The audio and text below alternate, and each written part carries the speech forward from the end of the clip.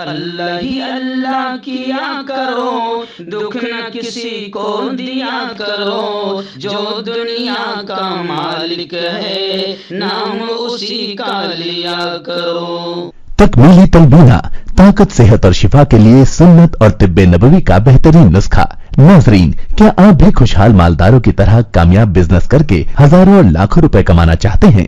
اگر آپ کی ہاں ہے تو آج ہی سے اپنے علاقے میں تکمیلی تلبینہ کا آسان بزنس کرنا شروع کریں اور چند ہی مہینوں میں کامیاب بزنس مین بننے کے طریقے بہترین تجربوں کے ساتھ سیکھیں۔ بزنس مین بننے کا یہ موقع کہیں آپ کے بھی ہاتھ سے چلا نہ جائے، اس لیے ابھی ہم سے رابطہ کریں۔ 9890963757 Takmili food products private limited, Malegaon, India.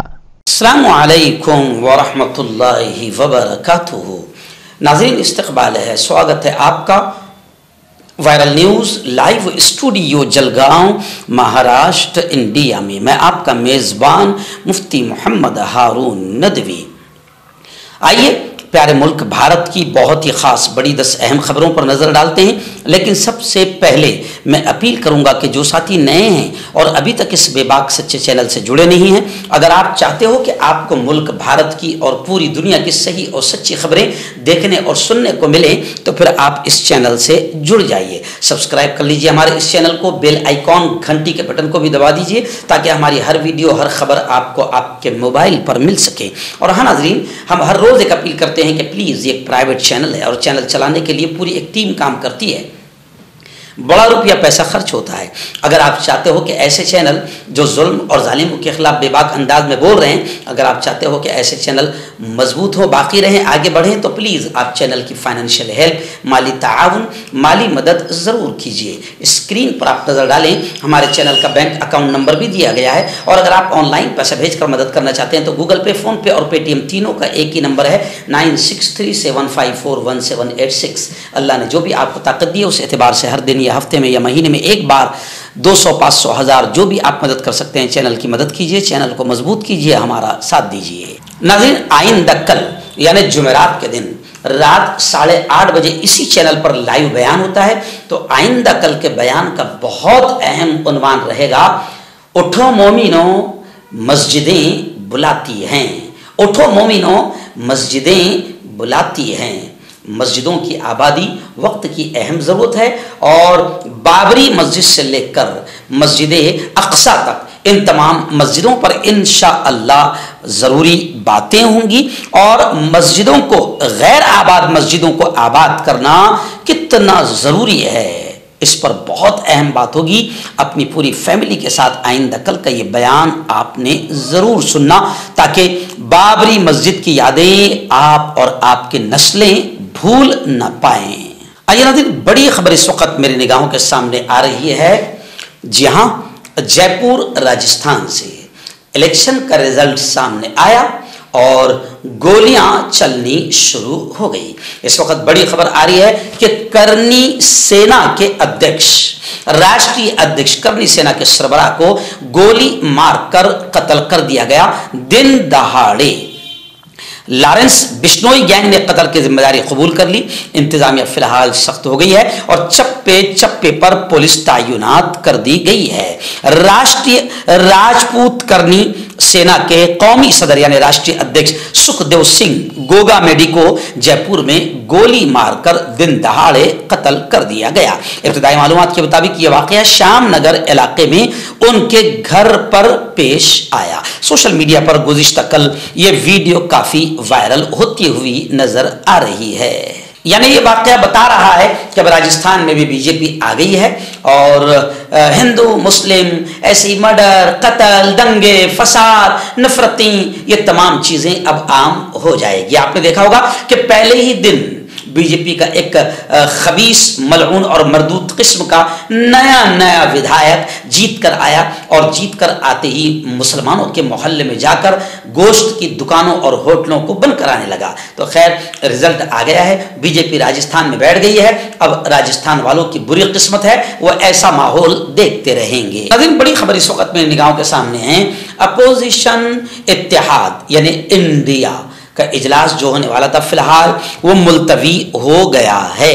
بدھ کے دن یعنی آج دہلی میں اپوزیشن اتحاد جو 27-28 پارٹیاں ہیں جو مہا گٹھ بندھن بنا ہے، ان کی تمام اتحادی جماعتوں کی مجوزہ بڑی میٹنگ جو تھی آج وہ ملتوی کر دی گئی ہے۔ یہ میٹنگ کانگریس ادھیکش ملکارجن کھڑگے نے بلائی تھی۔ اب اس تاریخ کو ایک چھوٹی میٹنگ ہوگی اور اگلے بڑے اجلاس کی تاریخ طے کی جائے گی، جبکہ اپوزیشن یہ کہہ رہی ہے کہ ان 3-4 ریاستوں کا رزلٹ آنے کے بعد اپوزیشن اتحاد میں دراڑیں اور پھوٹ پڑ چکی ہے، حالانکہ ایسا نہیں ہے۔ آئیے بڑی خبر آ رہی ہے، آسام شہریت معاملہ۔ آپ جانتے ہیں کہ آسام میں لاکھوں لوگوں کو ملک بدر کرنے کی کوشش کی جا رہی تھی NRC کے نام پر۔ اب یہ معاملہ اللہ جزائے خیر دے حضرت مولانا ارشد مدنی کو، جمعیت علماء کو کہ وہ اس معاملے کو دیکھ رہے ہیں۔ خبر آ رہی ہے آسام شہریت معاملے کو لے کر کہ سپریم کورٹ میں بحث کا آغاز ہو چکا ہے۔ چیف جسٹس آف انڈیا نے کہا کہ شہریت دینے میں آسام کی ثقافتی شناخت متاثر ہونے کا کوئی ثبوت نہیں۔ جمعیت علماء ہند حضرت مولانا ارشد مدنی کی جانب سے مشہور وکیل کپل سبل، سلمان خورشید سمیت دیگر سینئر وکلاء نے اس معاملے کی پیروی کی ہے۔ میں آپ کو بتا دوں کہ جمعیت علماء ہند حضرت مولانا ارشد مدنی کی ٹیم بڑے مضبوط انداز میں آسام شہریت معاملے کو دیکھ رہی ہے اور قانونی اعتبار سے پوری طریقے سے مضبوطی سے لڑ رہی ہے۔ آئیے ناظرین بڑی خبر آ رہی ہے غزہ کے فلسطین کے حالات کو لے کر۔ آپ جانتے ہیں کہ گزشتہ کل غزہ کی جنگ کو 2 ماہ یعنی 60 دن مکمل ہو چکے ہیں۔ غزہ میں ہر طرف لاشوں کا ڈھیر لگا ہوا ہے اور غزہ 95% ختم ہو چکا ہے، قبرستان اور کھنڈر بن چکا ہے۔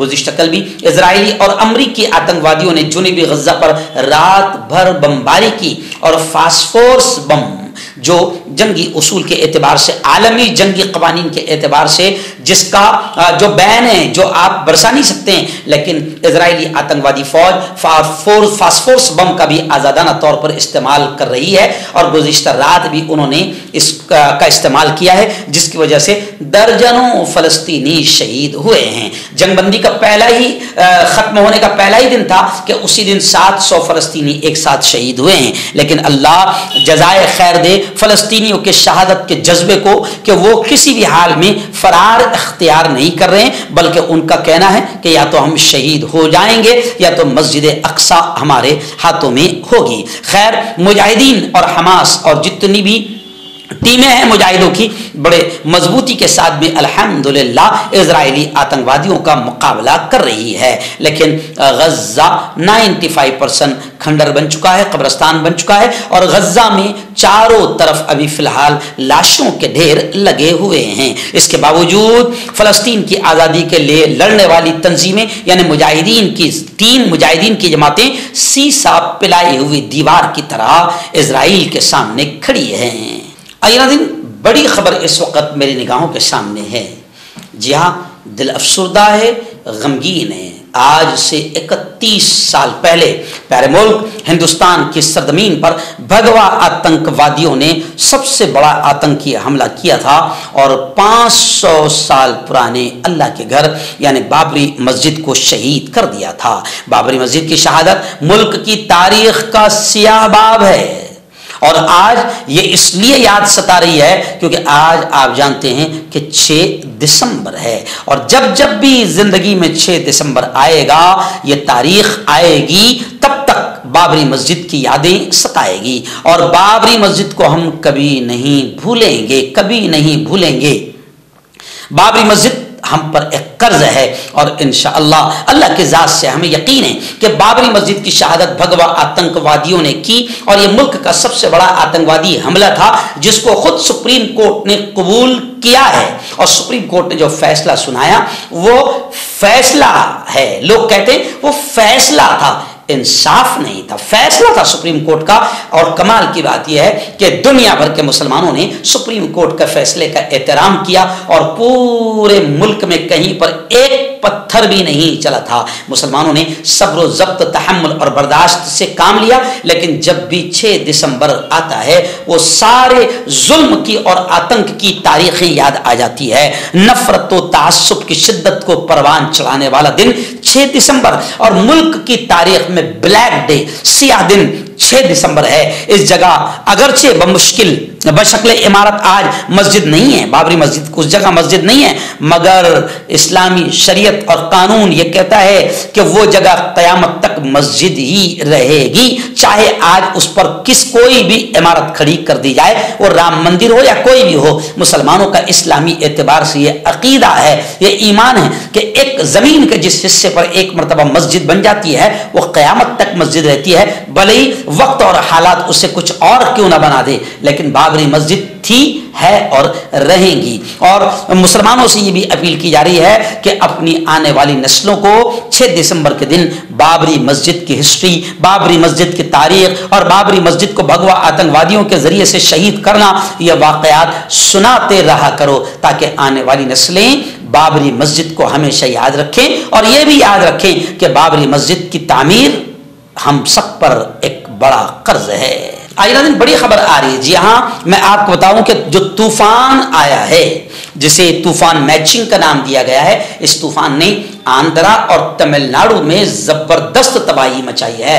12 लोगों के हलाक होने की खबरें आ रही है और पूरी तरीके से निजाम जिंदगी दरहम बरहम, पूरा सिस्टम बिगड़ गया है। 100 से ज्यादा ट्रेनें और 50 फ्लाइट रद्द कर दिए गए, मनसूख कर दिए गए। और मद्रास शहर, जिसे चेन्नई कहा जाता है, चेन्नई शहर का तो बड़ा बुरा हाल है। चेन्नई शहर पूरा के पूरा जेर आब है, यानी पानी में डूब चुका है। बंगाल की खाड़ी से 2 दिसंबर को उठा समंदरी तूफान मैक्सविंग मंगल की दोपहर आंध्र प्रदेश के साहिल से टकराकर आगे की तरफ बढ़ गया।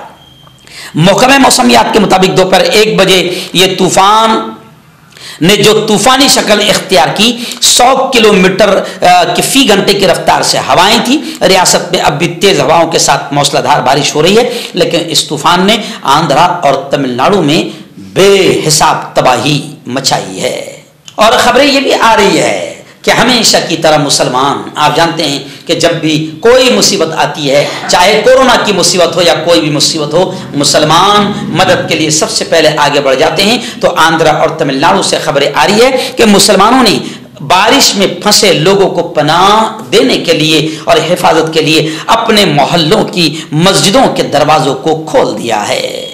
हर्बल सुपर लेकर आया सम्राट गोल्ड किट, जो कि मायूस शादीशुदा मर्दों के लिए है। इनको प्योर जड़ी बूटी से बनाया गया है। इससे आपकी टाइमिंग बढ़ती है, जोश और ख्वाहिश में इजाफा होता है, नसों की कमजोरी दूर होती है। अगर ये आप हमसे लेना चाहते हैं देश या विदेश में कहीं भी, तो हमारे दिए हुए स्क्रीन नंबर पर कॉन्टैक्ट करें। आपका पर्सनल डॉक्टर शावेज सेक्सोलॉजिस्ट, किसी भी सेक्स की प्रॉब्लम को लेकर आप मुझसे कभी भी कांटेक्ट कर सकते हैं। इसके अलावा अगर आपको शुगर है, बिना अंग्रेजी दवाई, बिना परहेज के आपका शुगर खत्म हो जाता है, बवासीर, खूनी हो या मस्से वाली हो, नसों का दर्द, जोड़ों का दर्द, गठिया भाई, अभी कांटेक्ट। आइला दिन तेलंगाना से बड़ी खबरें आ रही हैं। आप जानते हैं कि तेलंगाना में केसीआर की 10 साल हुकूमत का खात्मा हो गया और तेलंगाना कांग्रेस की गोद में आ गया। अब खबरें हैं कि तेलंगाना के नए वजीर आला और नए सीएम के तौर पर रेवंत रेड्डी को बनाया जा रहा है वजीर आला और आइंदा कल तकरीब हलफ बर्दारी होगी। तेलंगाना असेंबली इलेक्शन के नताइज जारी होने के बाद वजीर आला के ओहदे पर अब जो तजस्सुस था वो खत्म हो गया। कांग्रेस हाईकमान ने तेलंगाना प्रदेश कांग्रेस के सदर रेवंत रेड्डी पर अपने भरोसे का इजहार किया और रेवंत रेड्डी को तेलंगाना में कांग्रेस हुकूमत का सरबराह बनाने का, यानी मुख्यमंत्री बनाने का फैसला कर लिया गया है। हाईकमान के फैसले के बाद रेवंत रेड्डी ने पार्टी की क़यादत का शुक्रिया अदा किया और अवाम की फलाह व बहबूद के लिए काम करने का अहद किया। मर्दाना ताकत हासिल करे 72 घंटों के अंदर, वो भी जड़ी बूटियों द्वारा। हकीम याकूब खान से कांटेक्ट करें, जो कि 75 सालों से हिकमत कर रहे हैं। इसके अलावा जोड़ों में दर्द, गुर्दों में पथरी, शुगर, खुजली, ल्यूकेरिया का गारंटी से इलाज किया जाता है। अभी कांटेक्ट। आइए बड़ी खबर आ रही इस वक्त रियासत मध्य प्रदेश के भोपाल से। जी हाँ, मध्य प्रदेश में इलेक्शन का रिजल्ट आपके सामने है। लोग खुले तौर पर यह कह रहे हैं कि जब हमने बीजेपी को वोट डाला ही नहीं तो फिर बीजेपी जीती कैसे है।